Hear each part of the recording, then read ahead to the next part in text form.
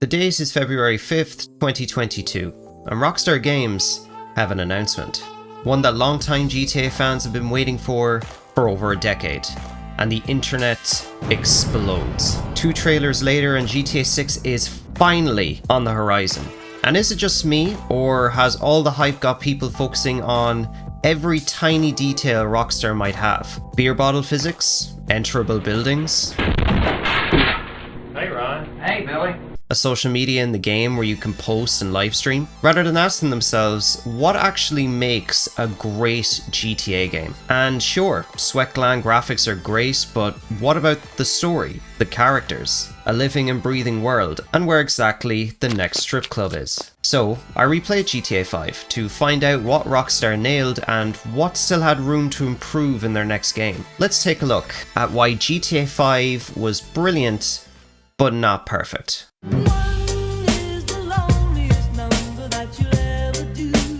Imagine yourself back in 2013, and the most highly anticipated game of the year has just come out, and it's everywhere. Almost $1 billion in sales in just the first 24 hours. Doors open up and down the country. Customers really want to get their hands on this game. People are just really excited in terms of the things that they can do on GTA that they've never been able to do before. Really thought of everything you can do. Yeah, well, I've seen flying planes, skydiving, roller coasters. Go fuck yourself! This guy! Times Square. Nice. Hey, you know what? I'll tell you something. We get 1,000 things every day. How about you make sure this is one of them? In the fucking car! You're holding your own copy of Grand Theft Auto 5 in your hands, walking out of your local GameStop and popping the disc into your Xbox 360. And the game is incredible. Crispy 720p graphics, a massive map to explore.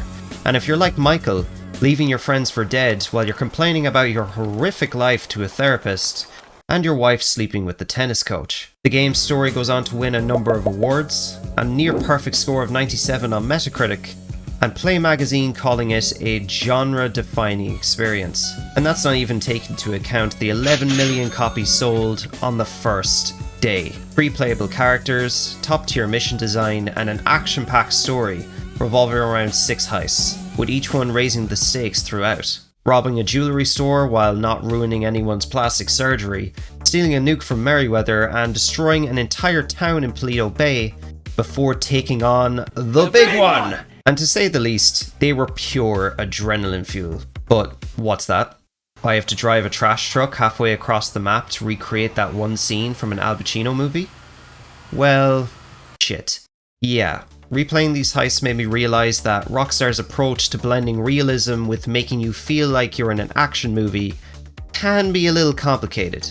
Take the Bureau raid, breaking into a high security government building, hacking into their systems and pulling the plug in 2 very risky options. Option A, go in as a fireman, running through the burning building after detonating explosives and barely escaping with your lives, right after mopping the floor like the good taxpayer you are. Or option B, parachuting in from the sky while sneaking in through the roof, pulling the data and rappelling down the side of the building with what you imagine are hundreds of cops driving to exactly where you are in the background. This is one of the most tense heists in the entire game. Let's say you're feeling like having a real job and choose the firefighter approach. Well, first you have to follow the architect, knock his ass out and steal his suitcase. Then you have to steal the fire truck. You're going to need to play the part, like boiler suits, masks, and a getaway vehicle. Parking it by yourself in a spot where you're definitely not going to regret later, and then play the heist. I'm surprised you don't have to go out and buy a mop for your shift too, but that might have been a bit much. Compare that to 3-Leaf Clover from GTA 4, where Packy calls you, asks if you fancy robbing the Bank of Liberty with the boys, and off you go.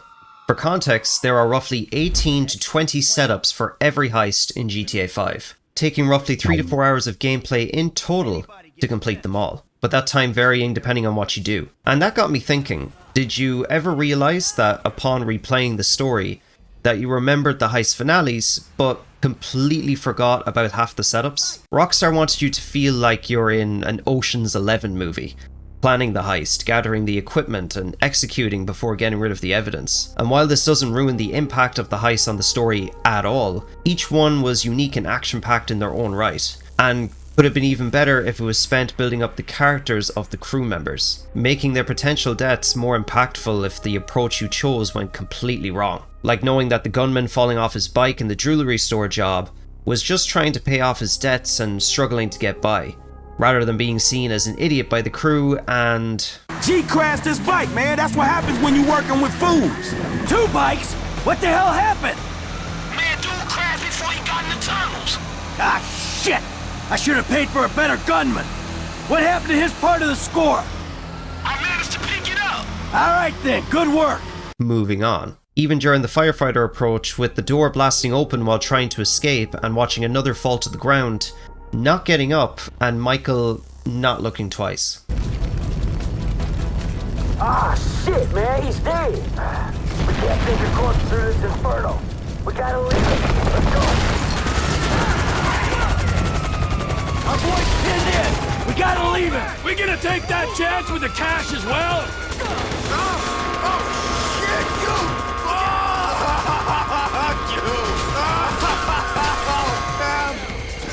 I did you proud, didn't I? I did you proud, didn't I? Heists in past GTA games weren't just your standard missions, but major story events, where you worried about whether the characters you spent hours with at that point were actually going to live or die and what impact it would have on the ones who made it out alive. And besides Michael's family, that one ex-girlfriend of Franklin's, or the perfectly sane 6-year-old Patricia, the stakes could be even higher. Imagine Rockstar taking the time to build the relationships between the characters before going on life or death missions. It can make those moments hit that much harder, rather than spending hours collecting equipment, spending that time getting to know the crew you're about to risk everything with, and make the next generation of GTA heists in Vice City that much more memorable. Because the best GTA missions don't just make you remember what happened, they make you remember who it happened to. And nowhere is more important than the world those characters live in.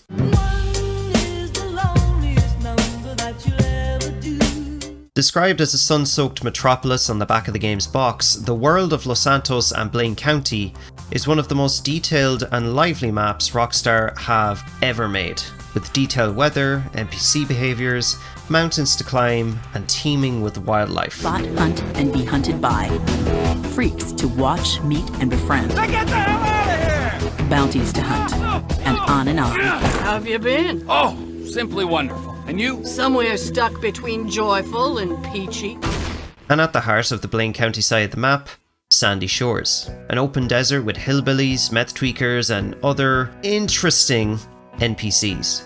Like Trevor says, this is America. The first time you arrive, it feels completely different from Los Santos, replaced by the abandoned trailers and the 5-star hotels. But after the story moves on, there aren't many reasons to come back. Trevor's airfield is a nice bonus, but apart from that, there's not a whole lot going on here. A decent portion of the game's missions take place here, particularly with Michael and Trevor hiding from Martin Madrazo near the midway point of the story, and the desert gives players the freedom to drive around on dirt bikes, dune buggies, or running in a straight line for Kiflam brother, if that's what they're into. But imagine setting up and actively managing your own meth and coke operations, much like what's seen in GTA Online's Biker DLC.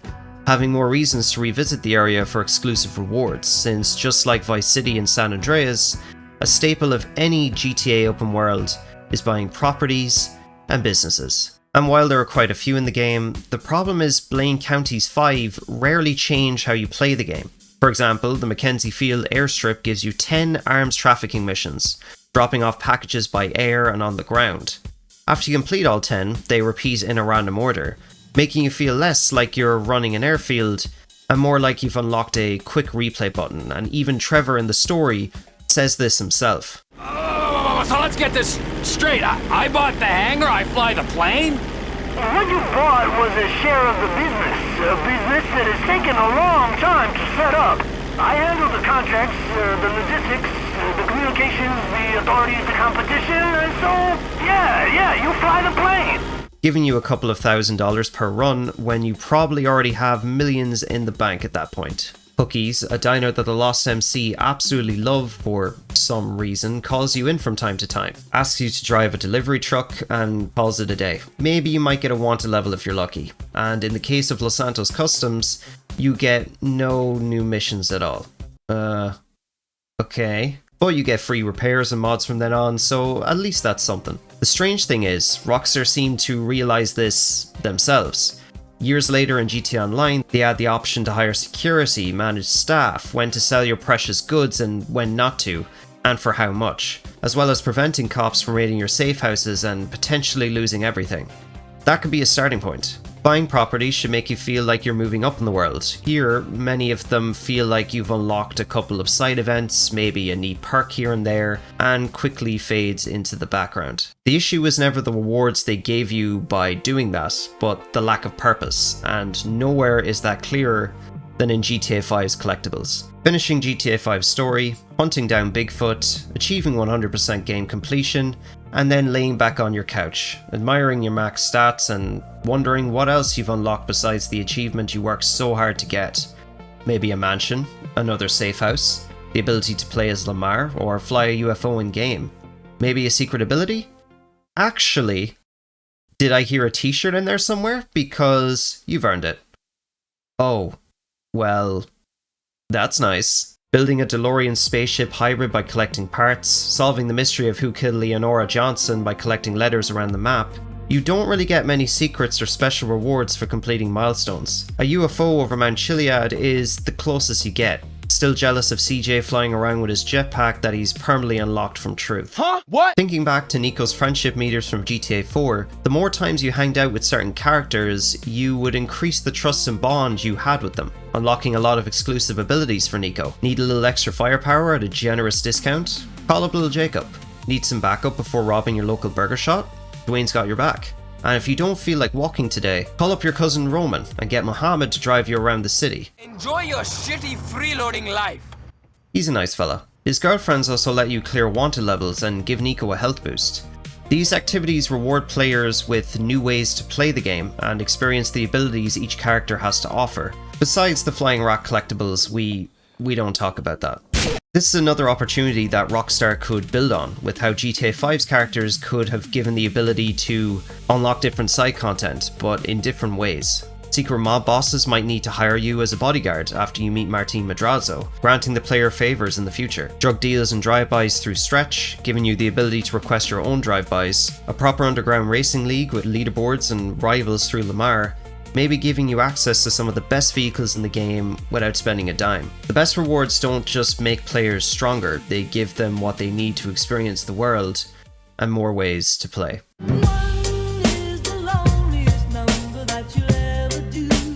In the lead up to GTA 5's release, it was made apparent that gameplay and the feeling of the game would be once again overhauled. Driving physics, reworked. Weapon handling, smoother. Cover, more responsive. And police AI that would react to the player's actions, even if you get too close for comfort. Every GTA game has felt quite different from each other since GTA 3, and 5 was no different. However, the wanted system and cop behaviour seemed to take a more ruthless approach. For example, the police in GTA 4 wouldn't act out unless provoked with a weapon or without you punching them in the throat first. When you do, the police would communicate with each other, create formations and flanking routes, and surround you if you decided to flee on foot or by car, stumbling on their feet if they got into gunfights that were messy and unpredictable, and react realistically when shot thanks to the game's ragdoll physics. They would try to regain their footing before tumbling to the ground, and if in a bad state, limp away from the player or, in the worst cases, crawl away and rethink their life choices. Despite this innovation, GTA 5 seemed to focus more on police encounters getting straight into the action. GTA 4 police often felt like officers responding to a crime, while the police here feel like standard enemies in a combat encounter, just wearing a different uniform. One thing 5 did add to the wanted system was the inclusion of the military, taken straight from the games that came before it. This was even more of a game changer for the added challenge of taking on the military base, steal a tank or a jet and terrorize the city if you managed to escape. This had the potential to go even further, building on the foundations that GTA 4 built. Think about when Cyberpunk 2077 hype was at its peak. There were promises of police investigations, bribery, and different authority units throughout the city. And while that never made it into the full game, these ideas and the sandbox of GTA would really go hand in hand. Rather than simply increasing the number of enemies chasing you, imagine the game increasing the consequences of your actions instead, like a detective trying to track you down throughout the game and interviewing witnesses, reviewing evidence, and watching you climbing slowly but surely up the most wanted list. Or up to the very top if you're probably blowing up civilians, cars, public property, and causing havoc everywhere you go, making encounters with SWAT units or the military that much more frequent when you reach the 5-star wanted level. This could also go hand in hand with the police raids of your properties with the more of a bad name you make for yourself, forcing you to eventually come face to face with the detectives themselves. Maybe they could be corrupt cops in disguise, and offer you a job to lower the heat on you across the city. The world should react to your actions and, in turn, give you more control over what you choose to do next. It was long before we had lots of resources to use time and whatever money we had to always put impressive stuff on the screen, always think about what we can do to push the medium of video games and the sort of medium of building fake worlds further. And that was always, you know, it was, you know, both clarity of here's what we're trying to do, here's what the tone of the game is going to be, here's how features will fit into that, and so why these features would work and these features wouldn't work. Because fundamentally, by 2002, you could put pretty much any feature into a game you wanted. There wasn't a technical limitation. It was just making it cohesive. And then it was also just everyone committing to a culture of excellence. In 2018, Red Dead Redemption 2 tried to entice more decision-making among its players, pushing Arthur to make choices constantly while traversing the world. Gone were the days of having 20 grenades, 50 machine guns, and a lock-on rocket launcher in your back pocket. Instead, you could only carry 3 to 4 weapons at a time, stowing the rest on your horse and having to choose your loadout before missions, switching them out depending on what encounter you are about to walk into. And there are rumours that GTA 6 will follow a similar system of carrying weapons from your safe house to the trunk of your personal vehicle, along with stashes around the city. This is where Rockstar could really get creative. Instead of Franklin just being gifted his house on Vinewood Hills and letting that be it, why not make it your own? Because it just works. Add extra decoration, lighting, and maybe some items you collect on missions. To be fair, some do spawn in his house, but you don't really have much control on where they are, and removing objects that might not be your style. Even if it's not to that level of depth, there is a way that's close enough in Red Dead Redemption 2, with Arthur adding furniture, camp supplies, and stations around each camp that give the player some bonus perks, but also improves the morale of the characters around you. And you can see these upgrades get filled up with more and more stuff that Arthur can take if he's in need of an ammo resupply or a swig of Reverend's moonshine. Seeing this sort of activity across multiple safe houses or mansions could be a game changer in overall customization. Engravings letting you make your weapons your own and carve initials or your own drawings, maintaining a custom armory to make sure your weapons don't jam in the middle of combat, or even bring back the black market-like locations that Nico would visit. They could go really far with this. And I couldn't talk about gameplay in a GTA game without mentioning that cheats have almost become an afterthought for a lot of GTA fans now, as online has been so prominent over the last decade or so. Maybe having another few interesting choices of cheats to write down in your hand while you're playing at your cousin's house would have always been welcome, but honestly GTA 5 did quite a good job here for the time, and with select games giving you far more control than ever before when it comes to breaking the game how you want. A headshot only playthrough, Carmageddon, or why not an Iron Man mod for players that are just playing on console for the first year before the PC release. Through custom modded or cheat games in its own dedicated sandbox mode, or even in director mode, would be really what makes GTA, well, GTA. Rewarding players with cars and jets are one thing, but giving them more ways to play and time in the sandbox post-story is the best way to make a game an experience to replay over and over again for years to come. And after replaying GTA 5, I don't think it's bigger maps, more enterable buildings, or beer bottle physics that make Rockstar's games special, and I'm sure GTA 6 will have plenty of them. But what keeps people coming back isn't the graphics at the end of the day. It's memorable characters, meaningful choices, worlds that reward curiosity, and gameplay that lets you create your own stories. GTA 5 already got so much of that right. It just left a few opportunities for Rockstar to build on. And I think if GTA 6 can do that, we could be looking at something pretty special. and something that could really define a generation.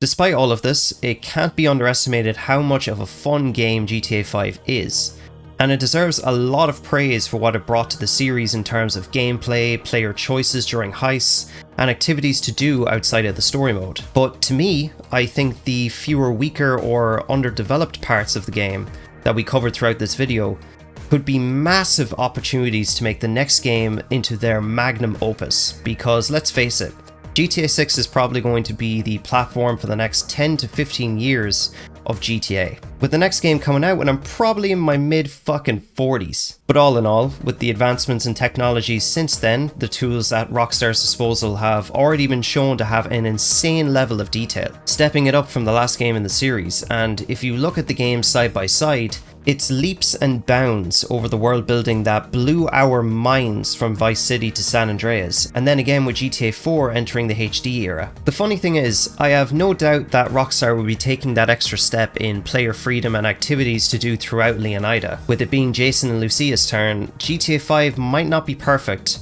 but there's a reason why we're still talking about it over a decade later. It's given the community countless memories with entertaining characters, a world that is worth exploring, and times with the crew at Comic-Cons and fan meetups that will pave the way for the next generation of the series. And in November, we'll finally be able to see where that takes us. But what do you think? Is GTA 5 a near perfect game, or do you think there are things about it that the next game could build on to make it the best GTA game to date? That's all from me for today. Thanks for watching. Like, subscribe. Until next time, have a good one.